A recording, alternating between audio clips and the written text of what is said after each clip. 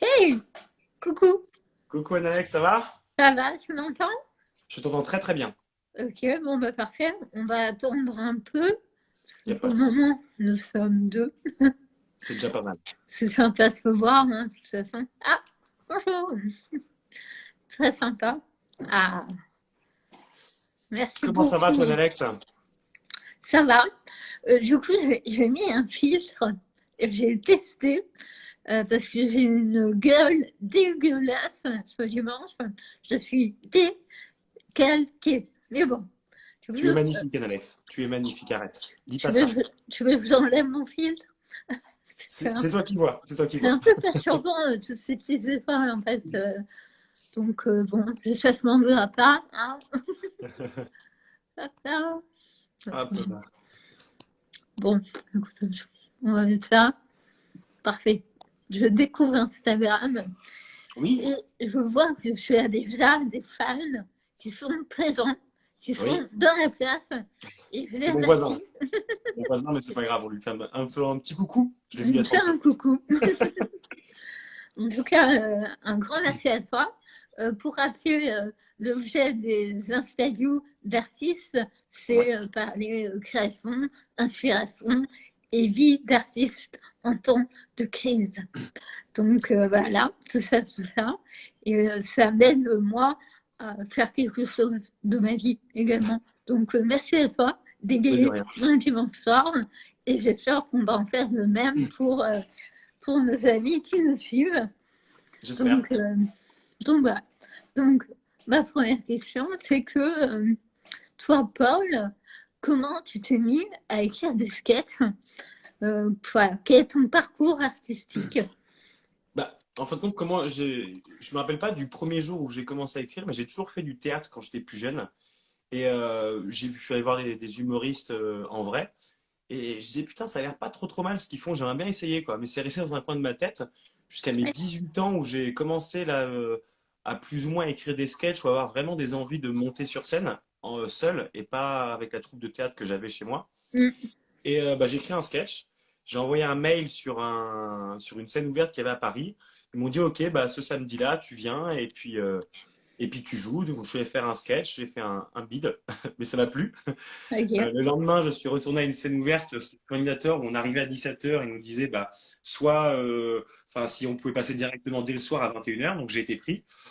Et puis là, du coup, la personne qui s'occupait du candidateur m'a dit bah, écoute, essaie de revenir plus souvent, si tu fais plein de conneries sur scène encore, tu débutes, mais si tu continues à travailler, ça pourrait être bien. Et j'ai continué, je revenais quasiment tous les week-ends sur Paris. Et puis, Ok. euh, et puis j'ai travaillé comme ça. D'accord. Oui, parce que toi, tu es à la base, tu viens de Poitiers, c'est ça? C'est ça, tout à fait, ouais, Poitiers. Voilà. Donc, c'est comme ça que tu as commencé. C'est vrai que moi, je t'ai connue jeune. Tu es toujours jeune, tu as moins de 30 ans et tu as déjà plusieurs spectacles à ton actif. Est-ce que tu peux nous en parler et nous parler aussi de tes inspirations, de comment, voilà, comment tu écris, tout ça? Ouais, bah, en fin de compte, à la base, j'ai commencé avec un premier spectacle, un peu une suite de sketchs que j'avais écrit pour des scènes ouvertes qui s'appelait Rien que pour vous. J'avais quand même mis un petit fil conducteur pour donner une histoire et quelque chose assez agréable à regarder Mm, et à entendre et pour rire aussi, bien sûr. c'est Et clair. après, du coup, j'ai eu un spectacle en duo avec Florian Le Tavernier qui s'appelait LSD, le sale duo. On a fait juste quelques dates, et c'est là où j'ai rencontré d'ailleurs mon merveilleux metteur en scène que tu connais très bien. C'est ça. Et Vraiment beaucoup. bisous à Benjamin. Et, euh, et du coup, après ce duo, j'ai repris le solo, j'ai réécrit un nouveau spectacle qui s'appelle Suicide assisté, que j'ai toujours aujourd'hui, mais avec une nouvelle version, Mm, depuis maintenant 2 ans. Et j'ai eu aussi une petite pièce de théâtre avec un copain qui s'appelle Alex Dan. On avait ouais. écrit ça ensemble, enfin lui avait écrit une plus grosse partie, mais on l'avait joué ensemble. Et ça s'appelait non, ça s'appelait Sauvez-moi, moi d'abord et nous aussi.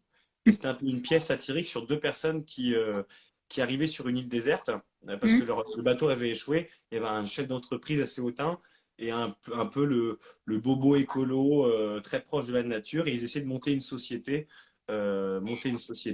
sur cette île-là, en fait. Et D'accord. donc, et après, j'ai repris du coup mon solo Suicide Assisté que j'ai réécrit pour une bonne partie. Mm. Et voilà l'état actuel des Ouais. spectacles. Ouais, bah oui. Et ton humour, du coup, c'est quel type d'humour? Bon, avec le titre que je viens de donner, on a une petite idée. C'est de l'humour pour enfants. C'est un spectacle pour enfants. Humour Ça leur plaît. familial. C'est ça. Non, alors j'essaie de, même si le titre peut, comment dire, peut choquer ou même interpeller, en vrai, le mot suicide est utilisé à deux ou trois reprises dans le spectacle. Et c'est Mm. pas le suicide comme on l'entend aujourd'hui, bah, en gros, se mettre, enfin, se tuer. C'est pas vraiment ça, c'est plutôt l'idée d'un suicide en face les gens. Je sais pas comment expliquer, mais un peu, Un c'est la peu fin comme, de quelque chose, ouais, en un fait. peu comme DSK qui a fait un suicide politique, quoi. Tu vois? C'est un peu ça, sauf que je n'irai pas jusqu'à faire ce que, ce qu'il a fait. Voilà. Hein, Mais non, donc oui, mais dans ça reste l'idée. de l'humour assez mine de rien, assez noir, assez trash à certains Mm. moments, mais les trois quarts du spectacle restent quand même mine de rien populaires, avec quelques petites envolées un peu noires et un peu trash, mais je tends de plus en plus à faire de l'humour plus populaire parce que ça me correspond beaucoup plus aujourd'hui. Mm. Et même si l'humour noir, j'aime toujours passer une petite partie un peu noire, un Oui, peu trash, ça me fera toujours rire. le typique, voilà, tout à fait. Toujours, toujours, ça Et, permet et, de... euh, et du coup, enfin, quel type de, enfin, quel type, enfin, quels humoristes, quels comédiens ou comédiennes, quels artistes t'inspirent, enfin, font figure pour toi, si tu en as, de mentor ou de, voilà, de Alors, modèle. je sais pas vraiment lesquels m'inspirent parce que je regarde tellement, donc je pense que je suis forcément inspiré par tellement enfin, beaucoup de monde que je pourrais pas dire lui ou lui, mais il y a des humoristes vraiment que j'admire et vraiment je trouve, enfin, qui m'impressionnent. C'est Mm. c'est par exemple Jérémy Ferrari je dois aller voir son nouveau spectacle là, mais c'est repoussé avec le Covid, qui m'a vraiment impressionné sur Vent de pièces à Beyrouth, alors que j'avais moins aimé le premier spectacle sur les religions, j'avais moins aimé. Ouais. Et, donc ça m'a vraiment impressionné. J'ai vu Marc Fraise, Monsieur Fraise en spectacle il y a quand même quelques années qui m'a complètement retourné tellement que je me suis marré. Je le conseille à tout le monde. Pierre-Emmanuel Barré, Émeric Lompré qui me fait beaucoup rire aussi. Mm. Ouais, des gens comme ça qui me font beaucoup rire. Puis dernièrement, je me suis surpris à aimer un sketch de Kev Adams qui m'a beaucoup fait rire. Je sais plus lequel c'était, mais je trouve qu'aujourd'hui ça commence à devenir vraiment, c'est plus spécialement ciblé ado, et je trouve que c'est de l'humour beaucoup plus populaire, et je trouve ça vraiment pas mal en fait, mine de rien. Ouais. Ouais, il est bien, enfin, moi je trouve qu'il a quand même pas mal évolué. Et je me rappelle de, justement, sur la scène du Field, c'est une scène parisienne très connue, il avait bluffé tout le monde, parce qu'il s'était fait passer pour, ben, pour quelqu'un qui n'était pas lui. Et même, il s'insultait lui-même, et voilà, c'était un test en tout cas, il a des questions, et c'est ça qui est C'était top. très bon. C'était Voilà. très très bon. Et moi, qui te connais depuis le début, quasiment, Ouais. c'est ça qui est chouette, en fait. Même, enfin, on voit l'évolution, les améliorations, la prise de confiance en soi, et puis même le niveau. Alors, je vais pas jeter les fleurs à mon mari qui est son metteur en scène, mais même la mise en scène, ça habille un spectacle. Un Ah, spectacle. mais complètement. Bonjour Mm. Marlène, je fais un bisou à Marlène qui nous demande si Oui, ça va ah, très bien. coucou. Et il y a beaucoup de gens qui sont là. Il y a Jessica, il y a Rookie, qui sont Rookie. contents de te retrouver. Et ils nous demandent à quand le nouveau spectacle. Voilà, Je- la question. Honnêtement, ça fait un an que je dois écrire un nouveau spectacle et malheureusement, par ces temps-là et aussi par tout ce que je fais à côté, je prends peu de temps pour écrire. Mm. Pour l'instant, j'écrivais, mais tout le temps, j'avais une D'accord. production assez incroyable. Et enfin, incroyable, ça veut pas dire que tout était bon, hein. C'est Non, juste que parce j'écrivais que beaucoup. c'est plutôt prolifique dans les C'est années. ça. Mais maintenant, c'est vrai que c'est plus compliqué, j'ai un peu moins d'inspiration. Après, c'est que je m'y penche beaucoup moins avec ce Covid, avec les théâtres qui sont fermés, c'est plus compliqué de jouer. Même Mm. entre les deux périodes, entre le premier et le deuxième confinement, c'était déjà compliqué. Mais au final, bon, bah, j'espère reprendre assez vite la réécriture d'un nouveau spectacle. Quand je vais arrêter de dire quand, parce que je dis là, j'aurai un nouveau spectacle que je n'ai toujours pas. J'ai Ouais. quand même, mon téléphone est quand même rempli de vannes, de petits extraits, d'idées. Mm. Mais j'espère que le jour où je vais m'y mettre, j'espère que ça va aller vite, quoi. J'ai déjà pas mal d'idées. Ouais. Merci. Tous toi le mot. Bon, alors, tu es le plus beau, apparemment. Merci, Voilà. Armand. Mais il Et n'est pas objectif et qu'il est amoureux de moi, c'est pour ça. il y a Marlène qui nous demande qu'est-ce que tu fais à côté. Euh, Bah, à côté, ça va peut-être paraître bizarre, mais je suis prof des écoles contractuelles. J'ai une classe de CP, CE1 en ce moment. Et ok. donc voilà. Et ça, enfin, ouais, ça peut t'inspirer aussi, peut-être. C'est vraiment boulot, boulot et on se parle. Alors, vu que je j'écris pas particulièrement, j'ai pas, mais je pense que je m'y mets, je réfléchis. Je pense que oui, il y a beaucoup de choses que je peux dire par rapport à ce que je fais à côté. Ça c'est sûr et certain. Il y a des choses à faire. Après, il faut toujours, enfin, tu connais ça aussi. Il faut Mm, toujours trouver comment, de quelle manière, parce que il y a des choses qui peuvent être très drôles comme ça sur le papier et jouer moins bon, tout le travail de la mise en scène. Il y a des choses qui peuvent être très drôles écrites, puis sur scène, au final, ça rend pas mm, bien, ou ça fait un peu trop réel, il n'y a pas cette distance. Et ouais, il faut trouver le bon angle en fin de compte, et le bon jeu, et surtout la bonne mise en scène. c'est ça. Et donc, enfin, tu en as déjà un peu parlé, mais comment est-ce que tu peux expliquer le processus de création d'un sketch? Alors, C'est un peu. j'aimerais bien pouvoir me l'expliquer à moi-même, ça me permettrait d'être un peu plus prolifique aujourd'hui. Mais, Ouais. mais ça, je me rappelle, c'était souvent la même chose quand j'étais sur Paris. Il fallait vraiment que j'écrive vraiment très régulièrement, tout le temps, tout le temps, tout le temps. Le Mm, processus, c'est je prenais un sujet au hasard, j'étais dans mon appartement, je regardais quelque chose, et je sais pas, là, vraiment, je vois des ciseaux. C'est l'un des premiers trucs que je vois, ou un aspirateur. Et j'allais regarder la définition de ce mot-là sur Wikipédia. Je regardais des vidéos sur YouTube du sujet que j'avais choisi, je lisais les articles et il y avait tout de suite un angle qui me venait assez vite. Alors je ne sais pas ouais. comment, mais je voyais un stylo, je pouvais m'imaginer couper du papier, paf, on pouvait faire un rapprochement et en fin de compte ça partait comme ça. Et au final, si on lit le sketch, ben, pas du tout le mot ciseau, mais c'est vraiment un Ouais. objet qui me permet de partir sur une vanne, sur un autre sujet par exemple. En gros, Ok. c'est pas très clair, mais moi je me comprends. C'est Ça ça. peut pas- Non, mais de toute façon, je pose la question et moi-même, quand on me la pose, je ne sais pas l'expliquer. Donc, je te remercie d'avoir fait l'effort, d'y avoir Oui, réfléchi et j'ai essayé. de, de faire avancer mon processus à moi également.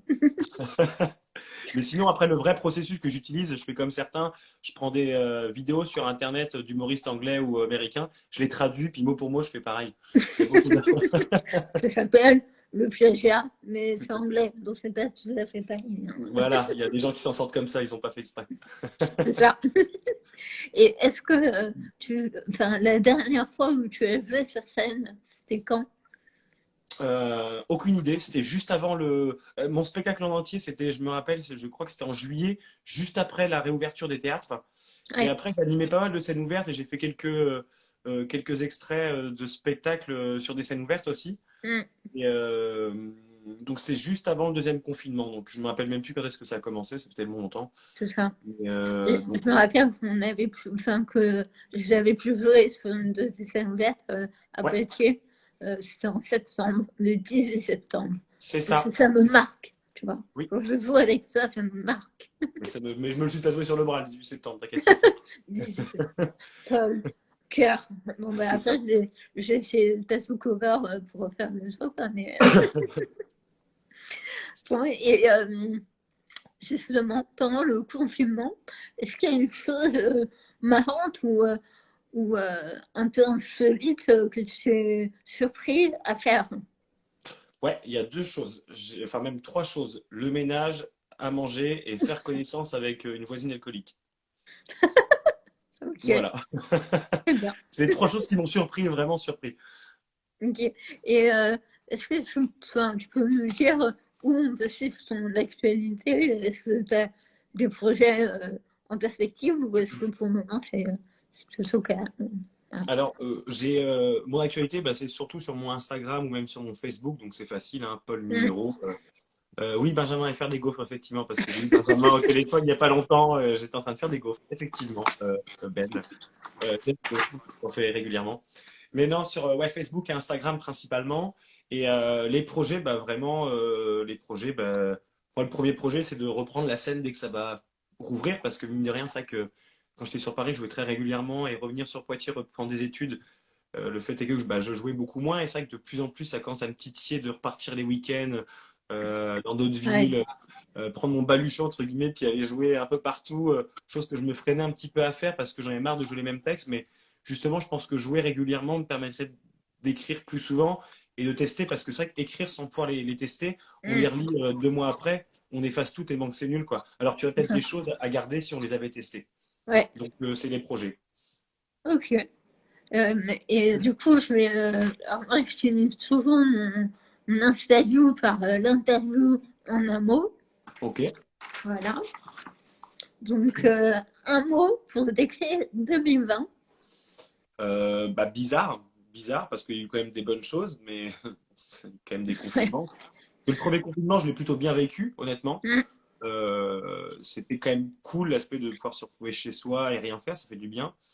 Ouais, Après, au bout de 2, 3 semaines, j'en pouvais plus. Et puis le deuxième confinement, là, c'est un faux confinement parce que il y a le couvre-feu, donc c'est encore plus frustrant, quoi. Je préférais à la rigueur que tout s'arrête, on est chez nous, ok.